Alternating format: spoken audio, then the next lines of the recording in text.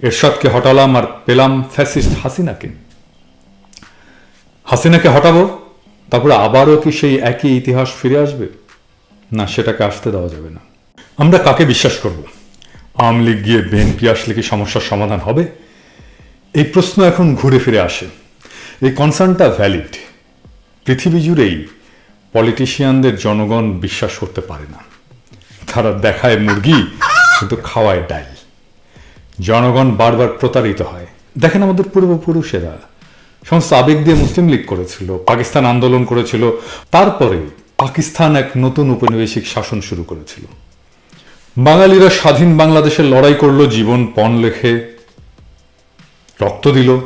তারপরে স্বাধীন বাংলাদেশে পেলাম বর্বর এক স্বৈরশাসন দুর্ভিক্ষ। এরশাদকে হটালাম আর পেলাম ফ্যাসিস্ট হাসিনাকে। হাসিনাকে হটাবো, তারপরে আবারও কি সেই একই ইতিহাস ফিরে আসবে? না, সেটাকে আসতে দেওয়া যাবে না। তাহলে কিভাবে আমরা স্বপ্নভঙ্গের সেই দুষ্টু চক্র ভাঙতে পারব? খেয়াল করলে দেখবেন, হাসিনার এই দুঃশাসনের বীজ লুকিয়ে আছে আমাদের সো কল্ড প্রগতিশীল সংবিধানে। এই সংবিধানই সকল দুঃশাসনের প্রাথমিক উৎস। আমি খুব বিস্তারিত আলাপে যাব না আজকে, এই আলাপটা কয়েকদিন ধরে করতে হবে। তবে আজকে আমি একটা মাত্র পয়েন্ট তুলে ধরছি, একটু মন দিয়ে শুনবেন। সংবিধানে বলা হচ্ছে প্রজাতন্ত্রের সকল ক্ষমতার মালিক জনগণ। কিন্তু আসলেই কি রাষ্ট্রের মালিক জনগণ? আপনি সংবিধান পড়লে দেখবেন এই বাক্যটির পরে সেমিকোলন দিয়ে বলা হয়েছে এই ক্ষমতা কেবল সংবিধানের অধীনে এবং কর্তৃত্বে কার্যকর হইবে। তার মানে কি? সংবিধান জনগণের, তাহলে এই ক্ষমতা কাদের, কিভাবে প্রয়োগের দায়িত্ব দিয়েছে? অর্থাৎ প্রয়োগের মালিক হচ্ছে প্রধানমন্ত্রী, সরকার প্রধান। আমরা যখন মেডিকেল কলেজে পড়ি তখন কলকাতার বাংলাদেশ মিলে একটা বাংলা সিনেমা হয়েছিল অবিচার নামে। সিনেমাটা আসলে কলকাতার বাংলাদেশের কিছু অভিনেতা অভিনেত্রীকে তারা নিয়েছিল। শক্তি সামন্ত একজন খুব নামকরা পরিচালক ছিলেন। তার একটা সিনেমার ফর্ম ছিল খুব ইন্টারেস্টিং। উপকূল অঞ্চলে মাঝিদের নিয়ে, নৌকা, সমুদ্র, মাছ ধরা, এইসব নিয়ে সিনেমা। কাছাকাছি ফরম্যাট তার অনেকগুলো সিনেমায় আছে। যেমন ধরেন উত্তম কুমারের অমানুষ, অমিতাভ বচ্চনকে নিয়ে অনুসন্ধান, হিন্দিতে এটা হয়েছিল বরসাত কি এক রাত। এইসবের বেসিক প্লট একই। ইন্টারেস্টিংলি সব সিনেমার ভিলেন কিন্তু উৎপল দত্ত। অবিচারের কলকাতা ভার্সনের নাম ছিল অন্যায় অবিচার। ওই সিনেমায় আমাদের নতুন আছে না, এখনকার চ্যাংড়া ব্যাংড়া অবশ্য চেনে না, আমাদের সময় খুব একজন ভালো নাচতে পারতো নতুন। সেই নতুন একটা অসাধারণ নাচ দিয়েছিল মিঠুনের সাথে, নাগর আমার কাঁচা পিরিত পাকতে দিল না। আস্তে আস্তে এখন আমার ভিডিও বাদ দিয়ে কিন্তু সিনেমার গান দেখার জন্য দৌড়াইলে হবে না। সংবিধান নিয়ে জ্ঞানের আলাপ আছে। হ্যাঁ, আগে সিনেমার আলাপটা শেষ করে নিই। নায়ক নায়িকা ছিল মিঠুন চক্রবর্তী আর আমাদের Rozina. Utpal Dutt naturally common villain, উনি ছিলেন ভিলেন। রোজিনার পর্দার নাম হচ্ছে কদম। তো এখন চ্যাংড়া ব্যাংড়া ভাবতেছে যে দাদা তো সিনেমা দেখে একদম ফাটায় ফেলছে আর কি। জি, আমি সিনেমা ভালো দেখি। উৎপল দত্তের খুব খায়, সে রোজিনারে তার বিছানায় নেবে আর কি। তো সে একটা বুদ্ধি করছে, সিরিয়াস বুদ্ধি কিন্তু। তার এক লেসপেন্সার আছে, তো তার লেসপেন্সারের সাথে কদমের বিয়ে দেবে। তো লেসপেন্সার তো মহা খুশি। উৎপল দত্ত সেই হিসাবে সব প্ল্যান করে ফেলছে। তো কদম মানে রোজিনার বাপের অভিনয় করছিল এটিএম শামসুজ্জামান। তো এখন উৎপল দত্ত তার লেসপেন্সারের সাথে কদমের বিয়া ঠিক করে ফেলছে, এটিএম শামসুজ্জামানকে কনভিন্স করে ফেলছে, সব ঠিকঠাক।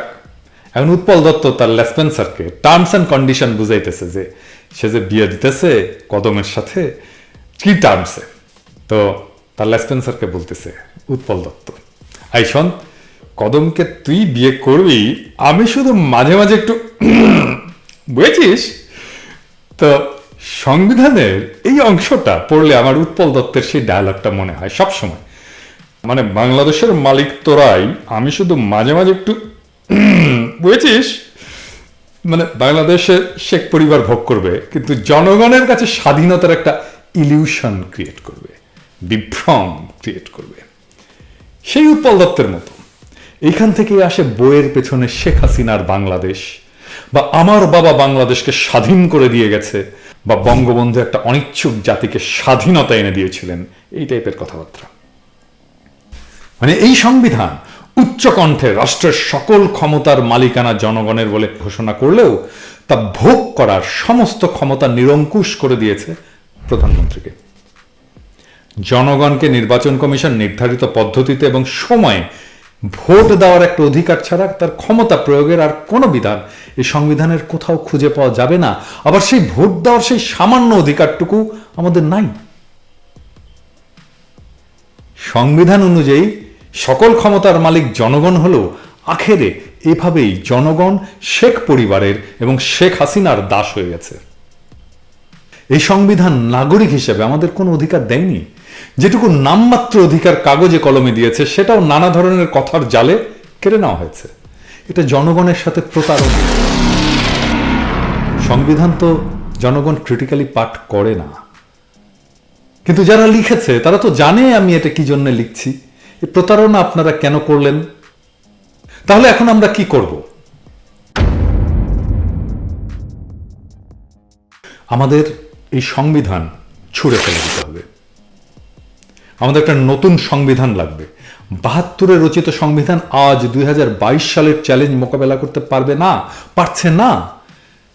এই সংবিধান আমাদের কোনো অধিকার রক্ষা করতে পারেনি। এই সংবিধান বাংলাদেশ রাষ্ট্রকে রক্ষা করতে পারেনি। ওই সংবিধান রাখলে আবার হাসিনা তৈরি হবে, আর বাংলাদেশের নাগরিকদের সকল অধিকারকে জয় বাংলা করে দেবে। ওই সংবিধান রচিত হতে হবে আজকের তরুণদের স্বপ্ন আর কল্পনা দিয়ে, তাদের পার্টিসিপেশনে। তাদের আগামীর জগতে আমরা থাকবো না, তাই ওইটা আমরা তৈরি করে দিতে পারি না। ওহে আমার ক্ষুদ্র ভ্রাতা এবং ভগিনীরা, শুনতে বুক ভেঙে গেলেও তোদের আগামীর জগতে আমরা থাকবো না, কেউই না। ওই জগৎকে তোদের তৈরি করতে হবে। সেই জগৎ আজকের চাইতে জটিল হবে। আমাদের চাইতে বেশি চালাক না হলে, বেশি কর্মঠ না হলে ওই জগৎ নির্মাণ করা যাবে না রে পাগলা। আমি ওই জগৎ নির্মাণের উপযোগী করে তোদের তৈরি করব। আমি দেখাতে পারবো কিভাবে কাজটা করতে হয়, কিন্তু কাজটা করে দিতে পারবো না। তাহলে আমার ভবিষ্যৎ পরিকল্পনা কি? আমার হেটাররা মনে করে আমার মনে হয় একটা পলিটিক্যাল অ্যাম্বিশন আছে।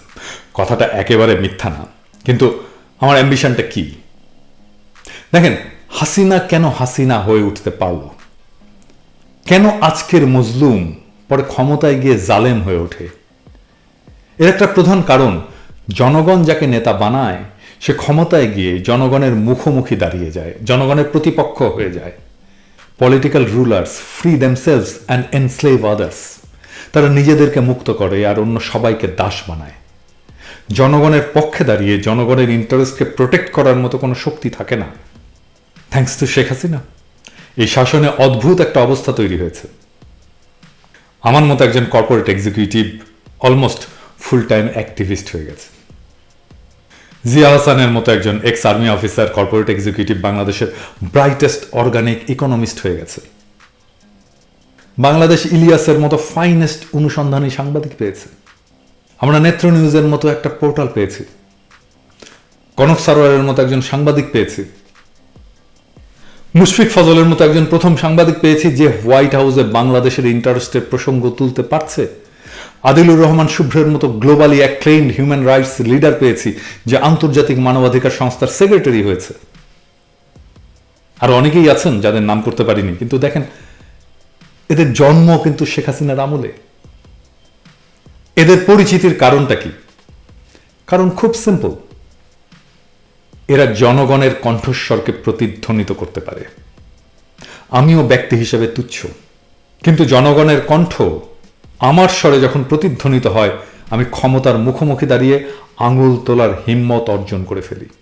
এটাকেই বলে সফট পাওয়ার। একসময় প্রথম আলো ডেইলি স্টার ছিল ক্ষমতাবান এই সফট পাওয়ারের অধিকারী, আর আজকে সিভিল সোসাইটির ক্ষমতা চলে এসছে এইখানে। আর আমরা কেউই কিন্তু রাজনৈতিক দল করি না। রাজনীতির বাইরে এই স্বতন্ত্র অবস্থান তৈরি হয়েছে আমাদের অনেকের। আমাদের বুকে সাহস আছে, চ্যালেঞ্জ মোকাবেলা করার ক্ষমতা আছে, আধুনিক দুনিয়ার সাথে পাল্লা দেওয়ার দক্ষতা আছে। আমি অন্যের কথা বলতে পারবো না, কিন্তু আমি আমার এই সফট পাওয়ারকে মজলুমের পক্ষে দাঁড়িয়ে ক্ষমতাকে দৌড়ের উপরে রাখার কাজে ব্যবহার করব। কারণ পাবলিক ভয়েস যেটা পাবলিক ভয়েস হিসেবে অর্গানিক্যালি ডেভেলপ করেছে, বা যেটা সিভিল সোসাইটি, সেটা যদি ক্ষমতার কাছে আত্মসমর্পণ করে, তাহলে জনগণ ডিফেন্সলেস হয়ে যায়, সে তার রাজনৈতিক ক্ষমতা হারায়, সে ভয়েসলেস হয়ে যায়, তার কোনো ভয়েস থাকে না। সে তখনই তার এজেন্সি বা অধিকার রিক্লেম করতে পারে যখন তার পক্ষে শক্তিশালী ভয়েস পায়, যে ক্ষমতার সামনে দাঁড়িয়ে আঙুল নাচিয়ে কথা বলতে পারে, যার সামনে ক্ষমতা থর থর কাঁপে।